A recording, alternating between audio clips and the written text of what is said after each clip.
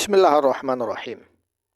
Kita mulai di bagian pertama, yaitu logika dan berpikir kritis. Otakmu adalah senjata, tapi hanya jika diasah. Di era di mana informasi datang dari segala arah, setiap detik, berita, opini, iklan, iming-iming, propaganda, dan konten yang dibuat untuk memanipulasi emosi, kemampuan paling berharga yang bisa kamu miliki bukan kemampuan mengumpulkan informasi sebanyak-banyaknya, tapi kemampuan memilah, mengevaluasi, dan menggunakan informasi dengan benar. Orang yang tidak bisa berpikir kritis akan selalu jadi konsumen pasif. Konsumen berita orang lain, konsumen opini orang lain, konsumen keputusan yang dibuat berdasarkan emosi dan tekanan, bukan logika dan pertimbangan yang matang. Dan sayangnya kebanyakan orang itu seperti ini. Ya, tidak semua orang ya, tapi kebanyakan orang itu seperti ini. Respon mereka. Berpikir kritis bukan berarti selalu skeptis terhadap segalanya atau selalu mencari-cari kesalahan dalam setiap argumen.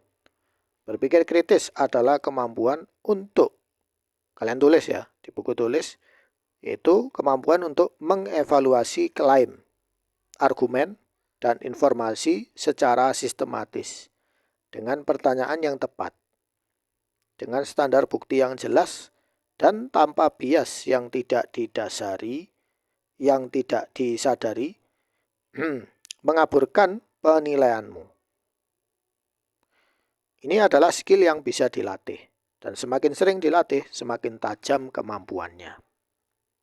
Kan sekarang kan banyak itu konten kreator membuat membuat postingan atau video atau apa gitu, pro dan kontra ya. Apalagi di kondisi sekarang ini ribut, banyak yang ribut.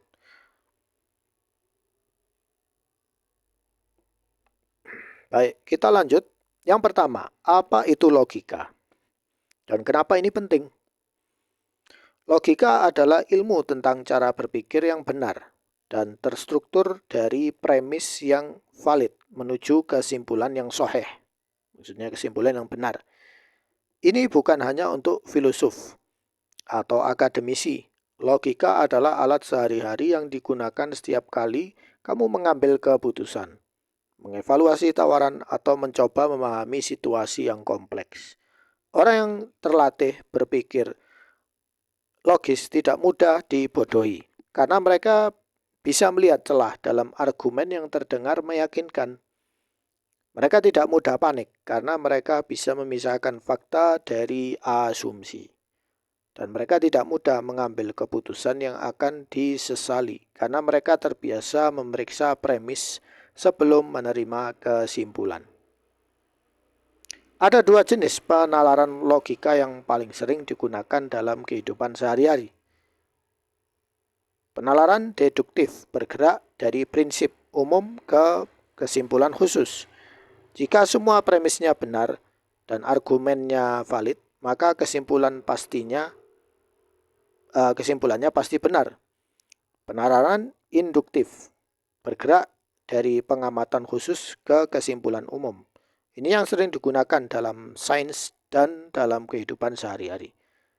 Tapi perlu kehati-hatian karena kesimpulannya bersifat probabilistik dan bukan pasti. Ini latihannya ya. Identifikasi apakah pernyataan berikut adalah penalaran yang valid atau tidak, dan jelaskan kenapa. Nah, kalian bisa latihan ya.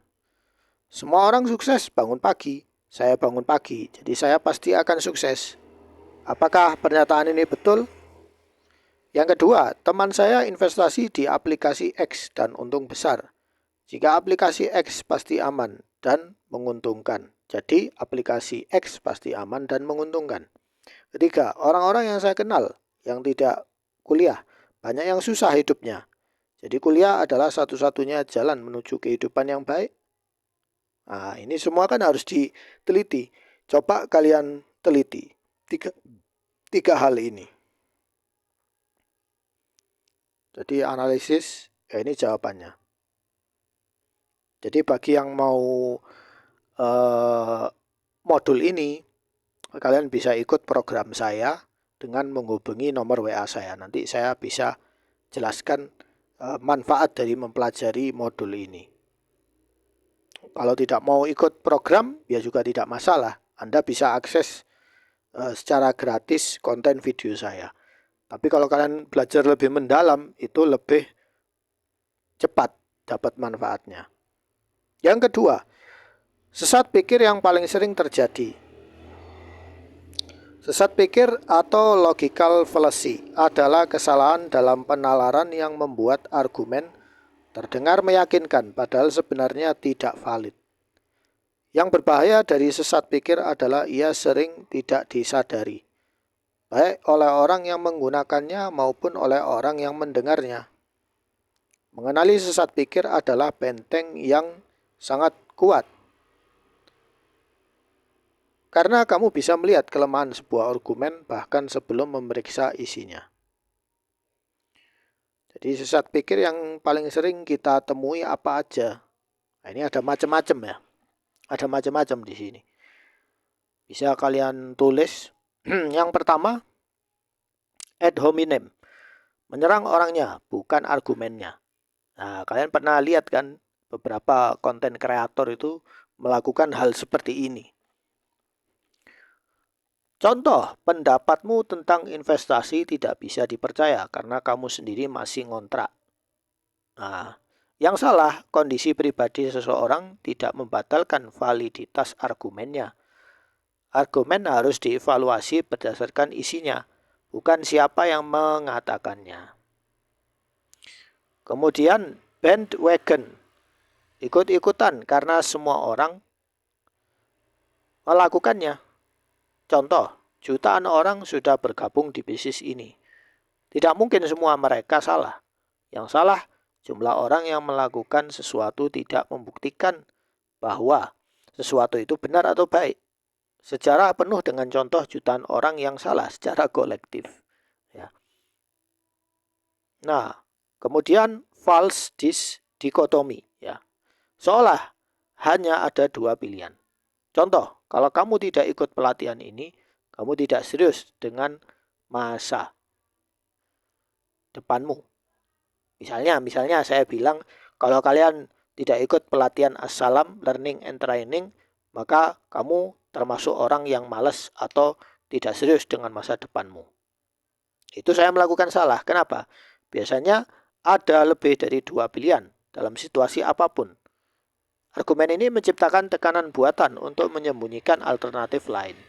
Jadi selain Assalam, mungkin ada alternatif yang lebih bagus dari saya. Atau mungkin di universitas kalau ngambil S3, S4 bisa dipelajari pelajaran yang saya buat ini. Ya. Tapi mungkin saya tidak tahu. Kemudian strawman, memutarbalikkan argumen lawan.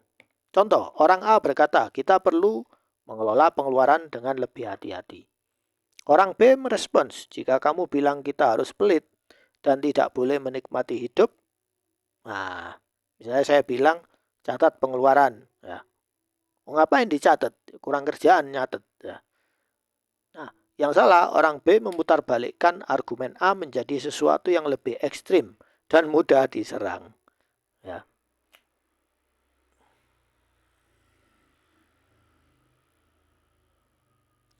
Kemudian, maaf ya tadi agak kegeser ya. Nah, saya lanjutkan. Yang berikutnya, appeal to authority. Argumen dari otoritas yang tidak relevan. Contoh, artis ini pakai produk X, jadi pasti bagus dan aman. Yang salah, popularitas atau status seseorang tidak menjadikan mereka otoritas yang relevan di luar bidang keahliannya. Artis bukan ahli gizi atau dokter. slippery slope, asumsi rantai konsekuensi yang tidak terbukti. Contoh, kalau kamu izinkan karyawan kerja dari rumah, lama-lama semua orang akan malas dan perusahaan akan bangkrut. Yang salah, argumen ini mengasumsikan serangkaian konsekuensi buruk tanpa bukti bahwa rantai itu akan benar-benar terjadi. Baik, kita latihan. Nah, latihan itu penting. Identifikasi jenis-jenis pikir dalam pernyataan berikut. Kalau kamu tidak beli sekarang, harganya akan naik dan kamu akan menyesal seumur hidup. Ya.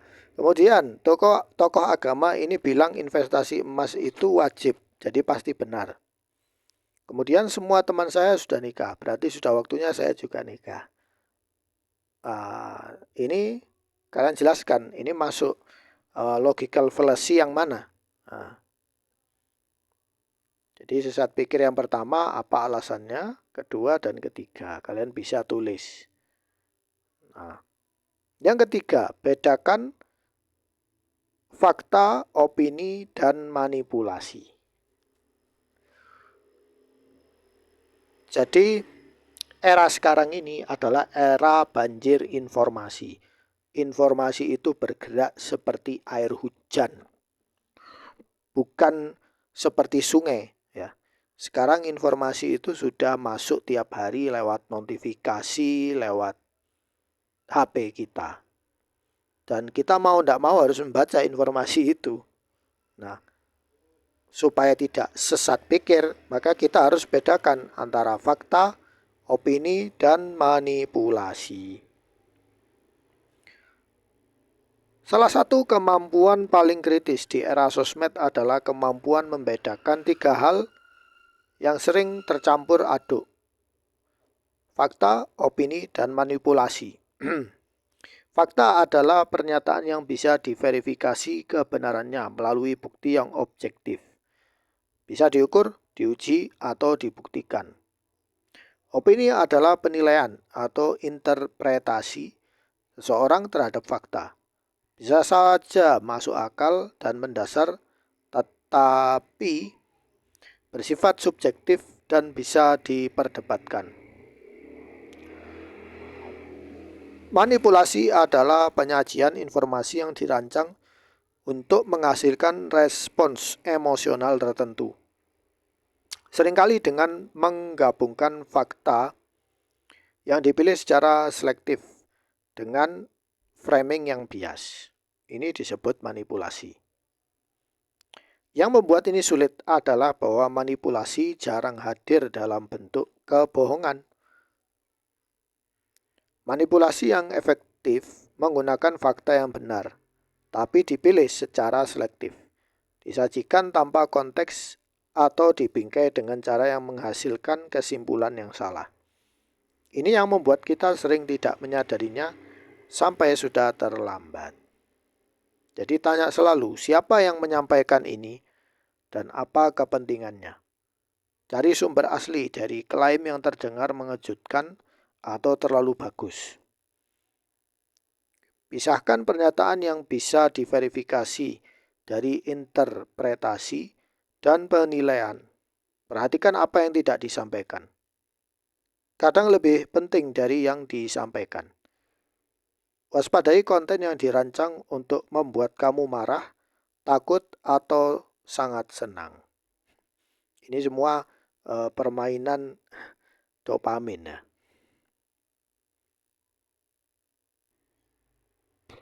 Kita lanjut. Yang keempat, cara mengevaluasi informasi sebelum dipercaya. Bagaimana caranya? Nah, ini caranya. Pertama, di era banjir informasi, filter yang kamu miliki jauh lebih penting dari volume informasi yang kamu konsumsi. Jadi aktifkan filter. Filter itu saringan ya. Lebih baik mengkonsumsi sedikit informasi yang sudah dievaluasi dengan baik daripada banyak informasi yang ditelan secara mentah-mentah. Proses evaluasi informasi tidak harus rumit atau makan banyak waktu, tapi harus konsisten. dijalankan, terutama sebelum kamu membuat keputusan atau meneruskan informasi kepada orang lain. Nah, ini saya kasih ya caranya. Siapa yang menyampaikan ini? Apakah sumbernya kredibel dan relevan dengan topik yang dibahas? Apa buktinya? Apakah ada data, penelitian, fakta yang bisa diverifikasi yang mendukung klaim ini?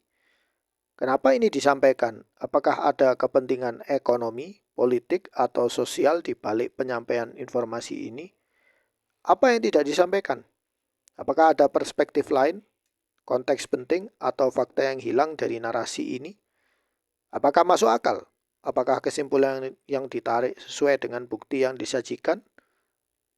Tanpa lompatan logika yang tidak dijelaskan? Nah, itu kan harus diperiksa semua. Ya. Nah, ini cara-cara mempertanyakannya ya. Latihan evaluasi. Pilih satu berita dari postingan yang kamu temukan di media sosial minggu ini. Dan evaluasi menggunakan 5 pertanyaan di atas. Ya, ada banyak sekali ya konten kreator yang mereka memposting di YouTube, Facebook, X, Twitter, dan sejenisnya.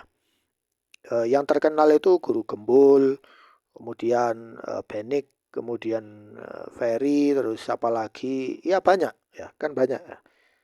Kalian ambil salah satu dari mereka, kemudian kalian buat seperti ini. Judul, isi informasi yang dievaluasi. Siapa sumbernya, seberapa kredibel, kemudian bukti yang disajikan, kemudian dia ketika membuat konten ini kepentingan yang mungkin ada di baliknya. Pasti ada kepentingan manusia itu menyampaikan konten. Sama seperti saya membuat konten ini, saya punya kepentingan. Kepentingan saya memberi kalian pembelajaran dan pelatihan. Juga supaya orang belajar ke saya, les ke saya, kursus ke saya. Ya. Kemudian kesimpulan, setelah evaluasi, percaya, ragu, atau tolak. Nah, kalian akan percaya pada konten fulan, misalnya Pak Guru Gembul atau siapapun itu. Atau ragu atau apa, berdasarkan informasi-informasi yang sudah kalian catat tadi. Ya, masuknya logikanya pas apa tidak. Baik, yang berikutnya yang kelima adalah logika dalam pengambilan keputusan sehari-hari. Kemampuan berpikir logis dan kritis bukan hanya berguna untuk mengevaluasi berita atau argumen orang lain.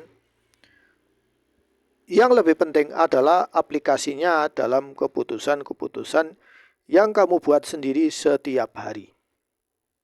Dari yang kecil, seperti memilih produk, sampai yang besar, seperti berganti pekerjaan. Memulai usaha atau membuat komitmen jangka panjang. Keputusan yang dibuat dengan proses berpikir yang terstruktur akan jauh lebih baik hasilnya daripada keputusan yang dibuat berdasarkan tekanan emosi, ikut-ikutan, tekanan sosial, atau karena tidak sempat berpikir. Bukan berarti setiap keputusan harus melalui proses analisis yang panjang dan melelahkan, tapi ada beberapa pertanyaan dasar yang perlu menjadi kebiasaan sebelum mengambil keputusan yang signifikan. Apa yang benar-benar saya inginkan dari situasi ini? Apa saja pilihan yang tersedia? Apa konsekuensi jangka pendek dan jangka panjang dari masing-masing pilihan? Informasi apa yang saya butuhkan sebelum bisa memutuskan dengan yakin? Metodenya adalah seperti ini. Pisahkan keputusan dari tekanan waktu yang tidak perlu. Keputusan baik butuh ruang untuk berpikir. Tanya, apakah saya memutuskan ini karena logika atau karena emosi dan tekanan sosial?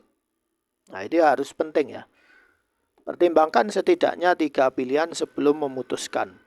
Bukan hanya ya atau tidak.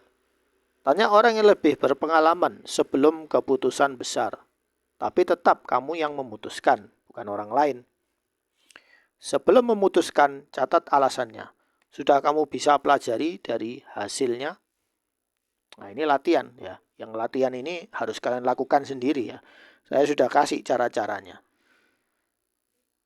6. Ringkasan dan komitmen bagian pertama. Yang sudah kita pelajari, cara kerja logika dasar, itu ada 2.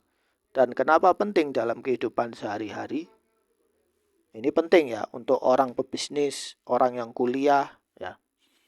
6 jenis sesat pikir yang paling sering ditemui dan cara mengenalinya. Dari konten kreator, dari berita, media massa, koran, majalah. Cara membedakan fakta, opini, dan manipulasi. Kemudian kerangka 5 pertanyaan untuk mengevaluasi informasi yang kita dapat. Cara menerapkan logika dalam pengambilan keputusan pribadi. Nah, ini ada komitmen yang harus kalian tulis. Nah, setelah kalian mempelajari bab pertama ini, apa? Ya, jadi apa yang harus saya evaluasi? Ini adalah 2 bagian pertama yang dari targib ya. Tentang at-targhib. Sekian dari saya, sampai jumpa di video berikutnya.